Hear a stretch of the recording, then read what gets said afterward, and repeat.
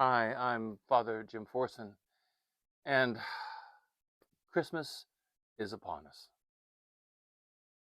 Now, this Christmas, I always find myself caught up in this debate, which families discuss back and forth, as in, when do you open up your Christmas gifts?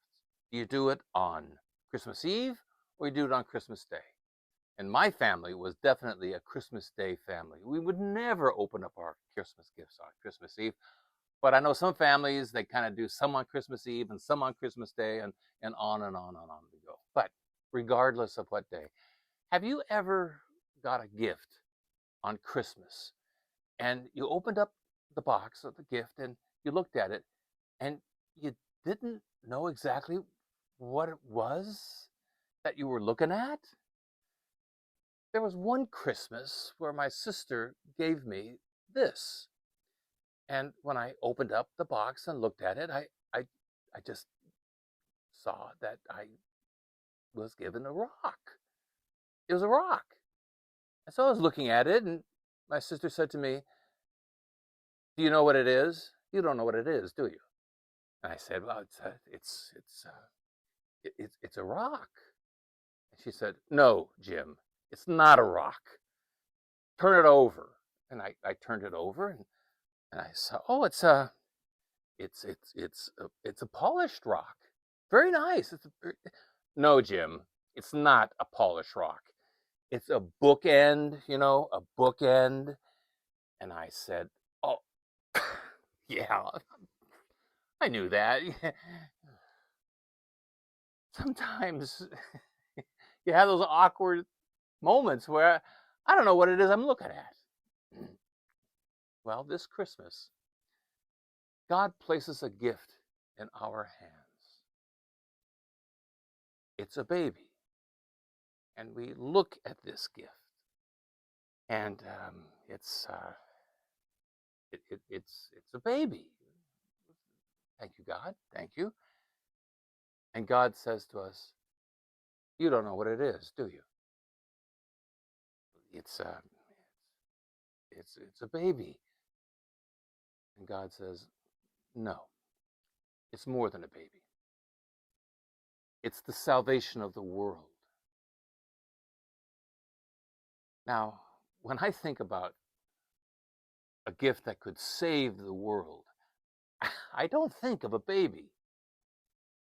When I see this world of ours and how much in need of being redeemed it is and being saved from its own sinfulness, I think we are going to need something far more powerful than an infant. When we look at the wars that are going on right now in this world, all over this world, and we look at some of the difficulties that are coming from starvation and how that's provoking immigration and that's creating its own set of problems, and looking at the global warming going on, and these problems are huge, they're gigantic. And how are you going to solve things like that? Well, I think of trying to resolve those kinds of problems, you're going to need somebody strong. You need somebody powerful, a leader of an army or of a nation, a prime minister, a president, somebody who has a lot of power and who can marshal a lot of power. And that kind of power might go to resolve these kinds of difficulties. But that's not how God chose to save the world and continues to choose to save the world. He didn't decide to overpower us. Rather, he came in the form of a baby, an infant. And this gift was placed into our hands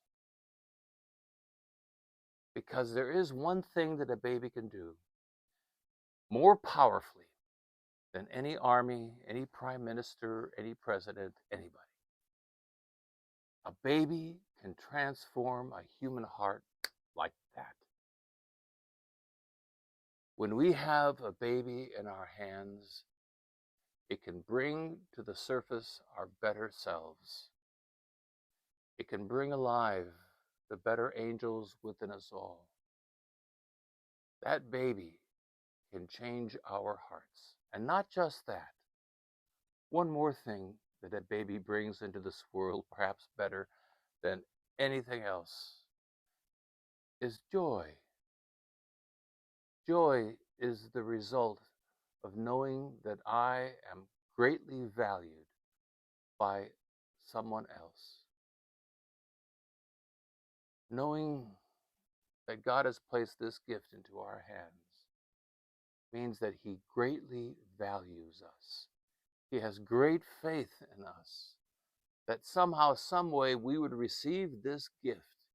And not only would it change us, it would lead us to want to transform this world. And that is exactly what has happened. Little by little, generation after generation, this gift that God has given to us is leading to the salvation of the world. And that brings great joy to know that we are just that valued by God. And so, God's wish for mankind is what I wish for you this Christmas. I wish you joy. And I wish for you to wish joy to your world, to help continue to transform it. This Christmas, bring joy. Merry Christmas, everyone.